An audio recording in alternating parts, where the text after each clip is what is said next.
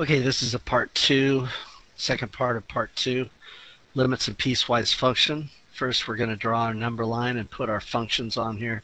E to the x is what we use when x is not equal to 1. So on both the right and the left side of 1, we're going to use e to the x. We only use the natural log of x when x is equal to 1. Okay, here we do the left-hand limit as x approaches 1 from the left side. And now we're going to do the right-hand limit of p of x as x approaches 1 from the right side.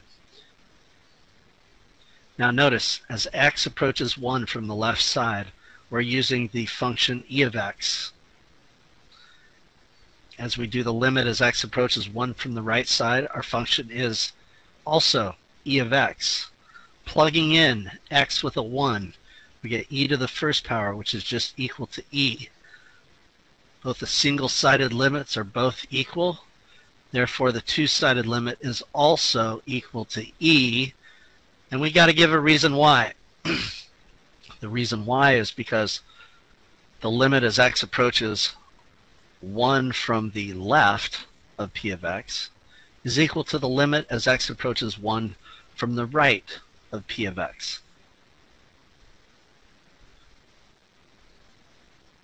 Okay, in this next problem, we have h of x is equal to the sine of x when x is less than 0, and it's equal to x when x is greater than or equal to 0. So immediately here, we're writing down that pi, we're approaching pi, but recall that pi is equal to 3.14159. Here's our number line with 0. When we're using values less than 0, it's sine x, and greater than 0, it's just the value x. Y is equal to x. And here's where 3.14159 lies. That's what pi is.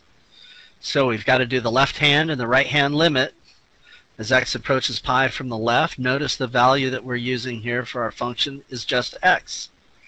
I guess we're going to write down h of x first, and then we'll write down the limit as x approaches pi from the left as x.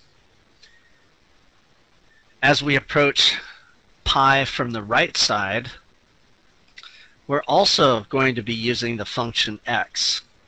And we can evaluate the limit simply by plugging in our pi, replacing x with the pi, and we get pi is equal to pi. Two-sided limit is equal to pi, and the reason why, we've got to write the reason why because the left-hand limit and the right-hand limit are equal, but you've got to use the proper notation.